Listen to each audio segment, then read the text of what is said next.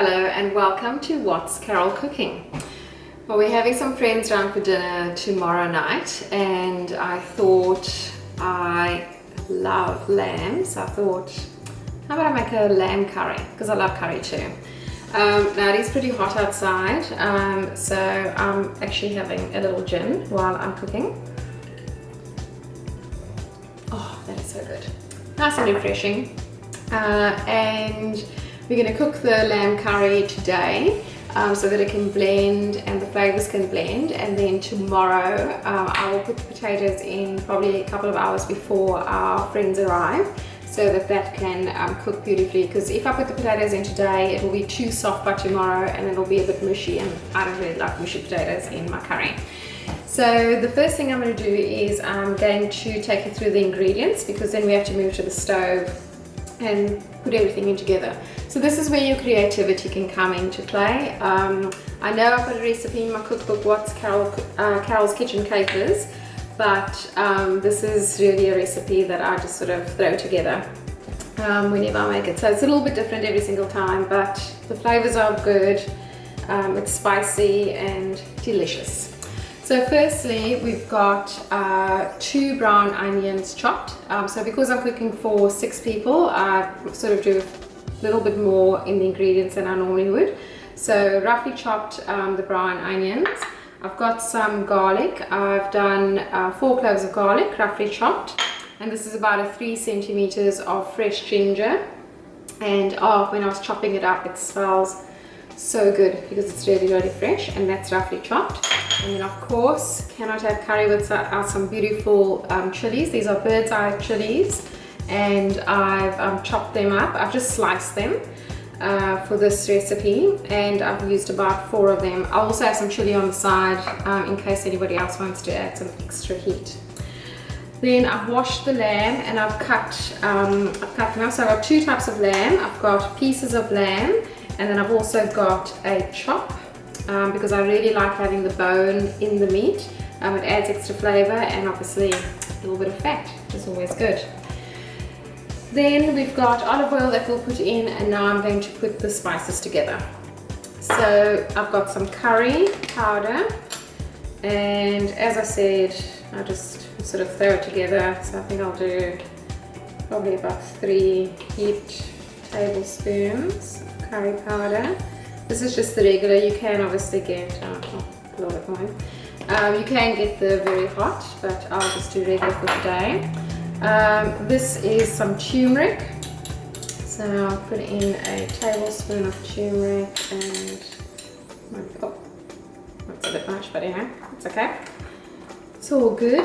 Then I've got some Garam Masala. I love this because this one is a mixture of flavors. So I'll just put in a tablespoon of that because it's quite spicy. And what am I going to do? I've got some cardamom pods that I found in the cupboard. I'm going to add, how much should I add? Maybe 4 of those. You see, that's what they look like.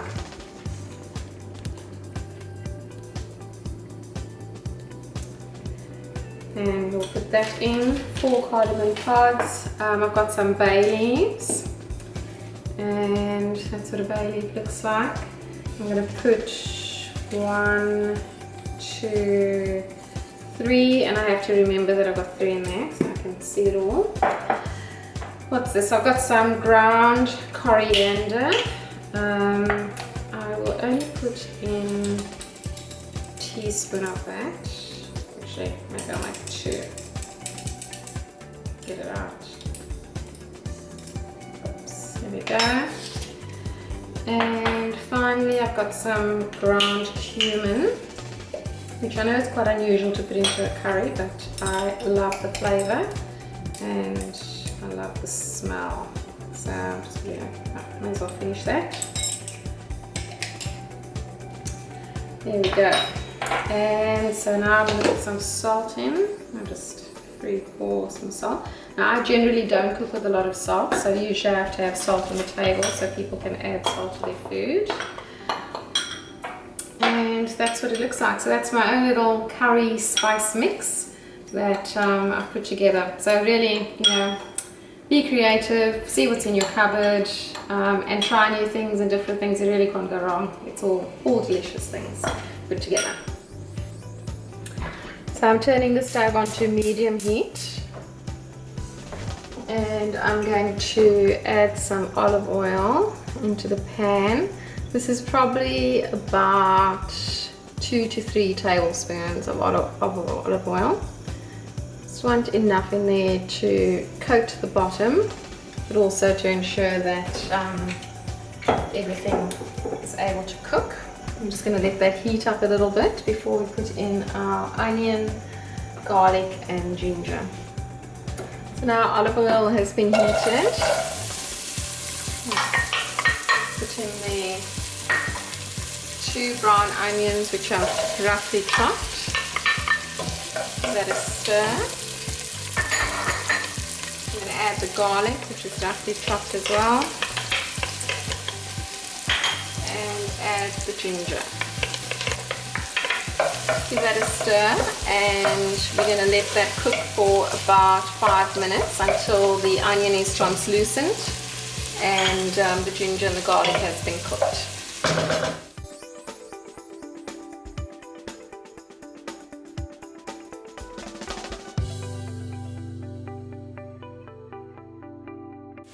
So the onions, garlic and ginger is looking really good, nice and translucent. I'm going to add the chillies.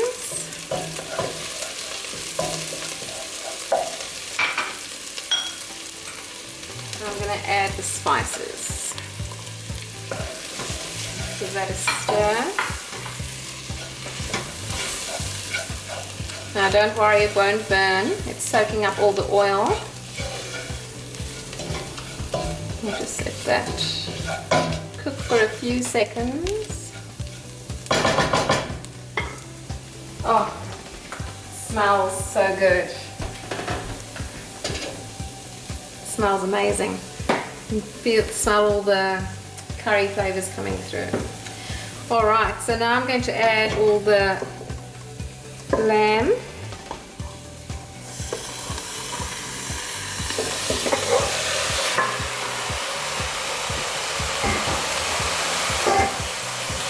Now I'm going to give it a bit of a stir.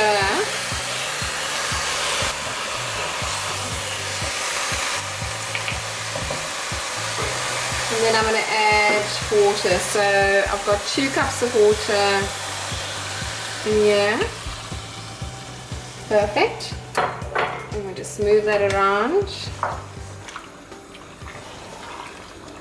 And then I'm going to bring that to the boil. And then once that is boiled, I'm going to turn the heat down and we're going to cook it. So the lamb is cooking on the stove. It's going to simmer for about 3 hours so that the lamb is beautiful and tender by tomorrow.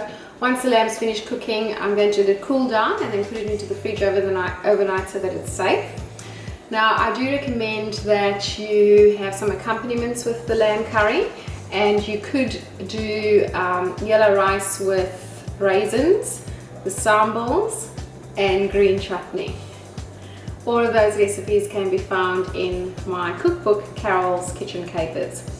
So if you are going to make those accompaniments as I recommend, then I suggest that you start making them now, because once again the sambals and the green chutney are great if you do it the day before, because the flavors really blend and it has a bit of a kick to it which will just enhance the flavors of the lamb curry.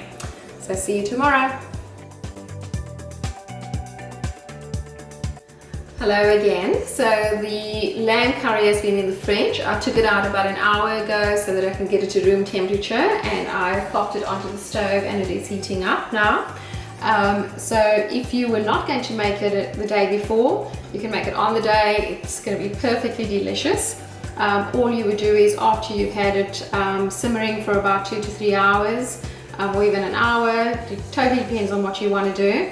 You'd pop the potatoes in an hour before it was going to be finished, so that the potatoes could cook and be part of and blend into all the spices and so on.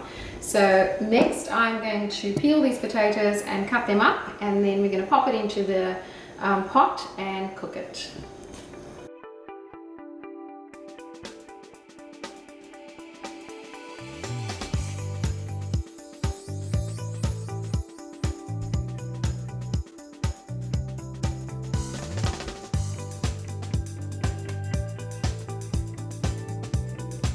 So I'm going to add another cup of water so that there's enough water for the potatoes to soak up. And then pop the potatoes in there.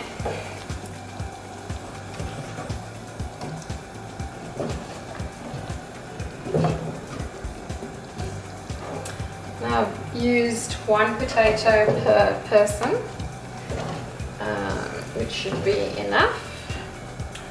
Then I'm going to give it a stir, get the potatoes into that beautiful curry mix and flavours, and pop the lid on. We'll bring it to the boil, and then I will turn it down and simmer for about an hour until the potatoes are nice and soft.